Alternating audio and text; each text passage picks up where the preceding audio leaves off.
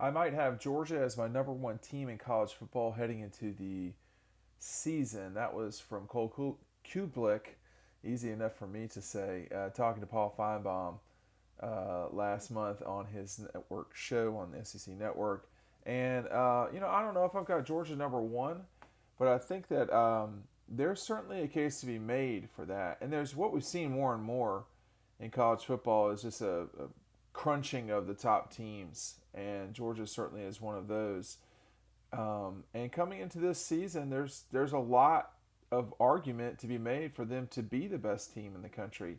I'm gonna lay that out for you right now. Dean Legge from Dog Post, making you a smarter Georgia fan, and there's just no question that all of the guys returning from Georgia are the guys that they needed to return. When you start talking about both running backs, James Cook, Zamir White, the bulk of the offensive line, not all of the offensive line, pretty much the entire defensive line that could have come back came back. The linebackers are in very good position. The secondary is probably the biggest question mark, but Georgia has a slew of guys there. And then the biggest, component coming back, JT Daniels, a guy that this time a year ago was figuring out how he could leave USC, and then eventually did so later in the spring.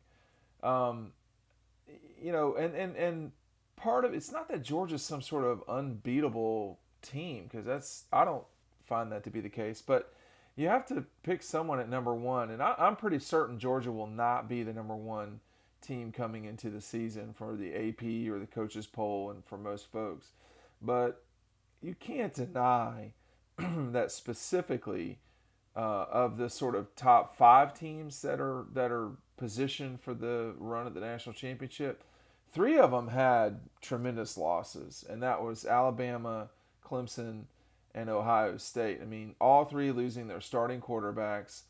Only one of them recovered with a returning starter. Excuse me, a year ago came back with a guy in replacing a very good starter from 2019 to 19 to 2020, which was Alabama.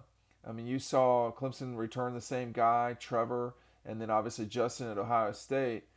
But both those teams, Clemson and Alabama, are going to have, to have better production, I guess, from the quarterback spot because Clemson's not just losing Trevor, losing Travis Etienne as well. So there are some newcomers for sure at Clemson now.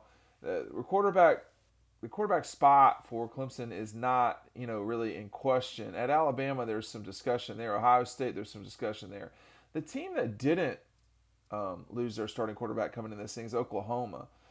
And there's plenty of doubt about the Sooners, just generally speaking. And that's what happens when you don't win a game in the college football playoff. But Oklahoma's going to get there one of these days, just like Georgia will. And the Florida team that showed up in the Cotton Bowl was not the Florida team that Alabama and Georgia dealt with.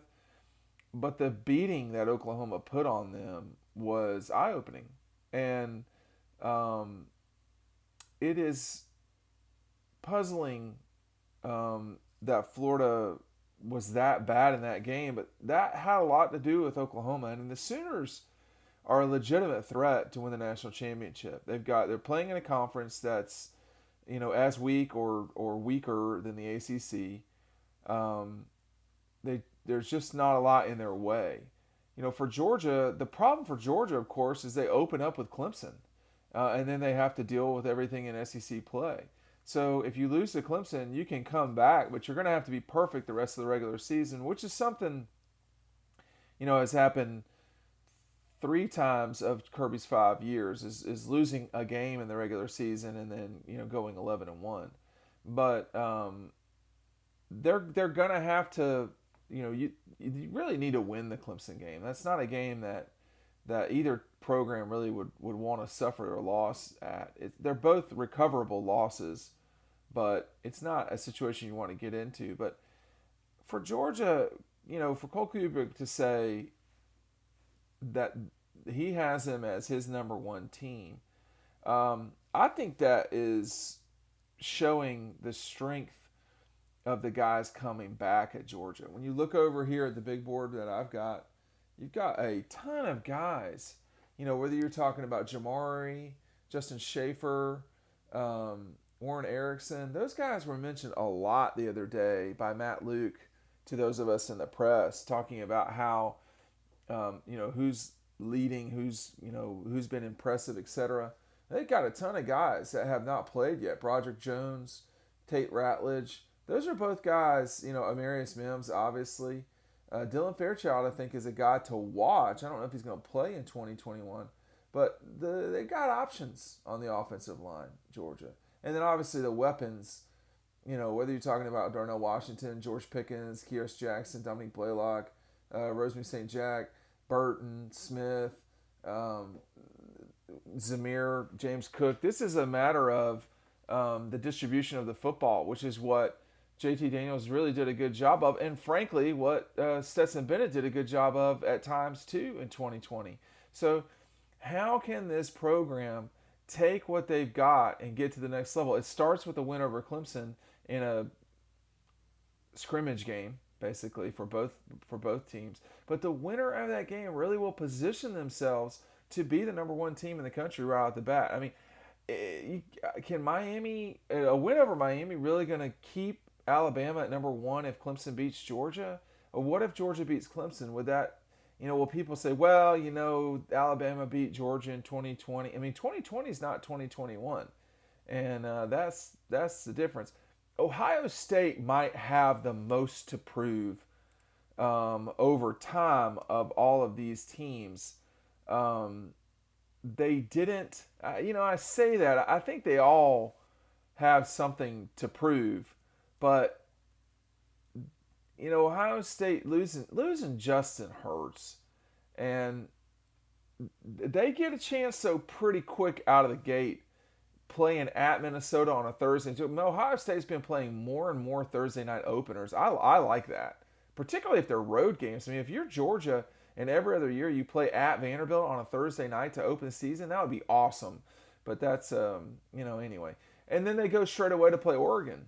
And then they don't play anybody until late October after that. But it's still, I think the first two games of the year with Ohio State, boom, right out of the gate. With Georgia and Clemson, literally the first game, and then probably with Alabama, you're right out of the gate with the Miami game. I would say that's something that you could tell with them pretty quick. Now Oklahoma, they really don't play anybody for a while. They play at Tulane and they play Western Carolina. Nebraska's not good enough to deal with Oklahoma. I mean, Nebraska's just not good. And then you've got West Virginia coming to Oklahoma. So they play three of their first four games at home. And then you're at Kansas State. It's going to be the Texas game. And, we'll just see with Oklahoma what they really got by then. Now, everybody has these. This happens. You have these slow build-ups to the middle of the season, and certainly by then you know what's going on. But for Georgia, right away with Clemson, and then they kind of don't play anybody for a while. I mean, do you really think Georgia's going to lose to South Carolina or UAB or at Vanderbilt? Someone to me the other day, I said, could they lose to Arkansas, and they started laughing. I don't know. I think Arkansas and Auburn are both games that Georgia could lose, particularly Auburn away, but I'm skeptical. And then they play Florida the day before Halloween. So this is a real manageable schedule for Georgia, particularly if they open the season with a win over Clemson, which, I mean, that's a coin flip game. And for Cole Cubelic to come in and say, hey, Georgia's my number one team in the country, well, that tells you he thinks they're going to beat Clemson. There's a lot of unknown with several of these teams. I just don't think there's any question about it. Georgia returns more knowns than everybody else. But I got people calling me left and right over here wanting to know what I think. I don't know. I mean, you know what you're dealing with. You don't know. You know what you're dealing with Georgia in a lot of spots. DB is the one area, and it's not like they don't have returning starters, because they do.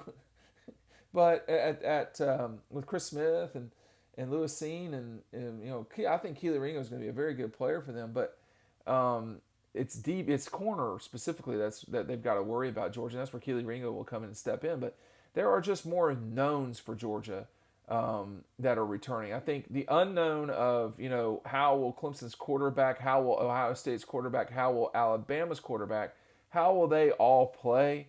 We have data on JT Daniels already. Speaking of which, I mean, could USC come back and be legitimate in the future? I don't know. I don't know. But that was an interesting take from Cole Kubrick. Let's talk about it more over on Dog Post. We'll see you on the website.